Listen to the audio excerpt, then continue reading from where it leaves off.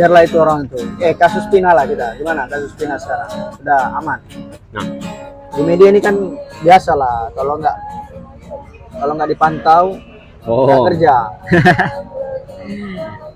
Kita kan karena bukan orang hukum ya, jadi kasus-kasus kayak gitu ya kita sebagai masyarakat biasa karena ngikutin euforia banyak algoritma menawarkan kepada kita berita-berita yang lagi trending topik, ya tanpa sengaja kita membuka berita-berita itu. Dan kabarnya udah ada DPO yang tertangkap, ada juga yang bilangin salah tangkap, ada juga yang udah masuk bui, tapi pengacaranya bilang oh ini salah tangkap loh, ini bukan pelakunya.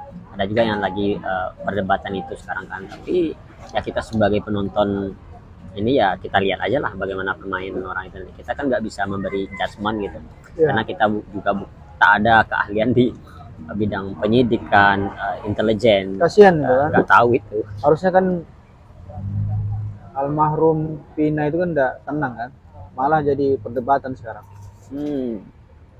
Kasihan dibicarakan lagi kata orang tua. Itulah kita lihat kualitas dari penegak hukum kita nanti kan. Bagaimana kelanjutan kasus ini, apakah bisa dengan terang benderang terbukanya, ataukah masih saja dalam polemik yang ya mungkin tidak berkesudahan gitu. Ya intinya kita sebagai masyarakat ini, bagi kita salah satunya juga kita ambil positifnya itu ya mungkin ini pembelajaran bagi kita bersama. Satu sisi pendidikan bagi anak-anak muda supaya tidak terjebak dalam hal-hal yang kriminal. Saya juga pernah punya pandangan begini, seandainya pendidikan hukum itu, setidaknya pendidikan hukum pidana itu diajarkan kepada anak-anak muda, itu mulai dimasukkan sama kurikulum kita sekarang itu ke dalam untuk bisa mencerna mungkin dari SMP lah ya.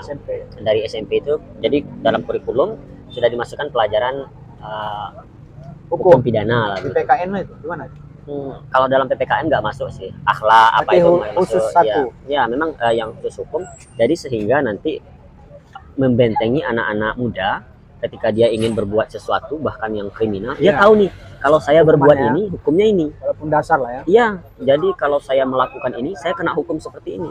Jadi ini menjadi benteng bagi anak-anak muda supaya dia tidak melakukan hal-hal yang kriminalitas. Karena kalau kita harapkan didikan dari orang tua, mungkin sudah berbuih mulut orang tuanya mengajarkan anak-anaknya, tetapi masih saja nakal. Kalau kita harapkan pelajaran pendidikan agama yang dibawakan oleh para tokoh-tokoh agama kita yang banyak kan, seberapa banyak anak-anak itu yang mendengarkan ceramah-ceramah para ustadz di masjid gitu kan. YouTube ya, di masjid. Tapi kan semua anak-anak muda itu hampir semuanya, setidaknya 90% mereka melanjutkan jenjang sekolah menengah kan.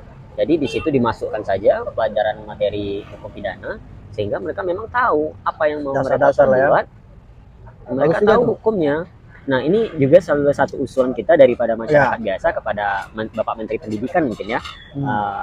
Ini mungkin bisa menjadi pertimbangan Pak, karena kita bukan orang yang duduk di DPR yang bisa mengusulkan langsung kepada kementerian. Sebagai rakyat ya melalui media ini mungkin kita bisa salurkan pendapat kita.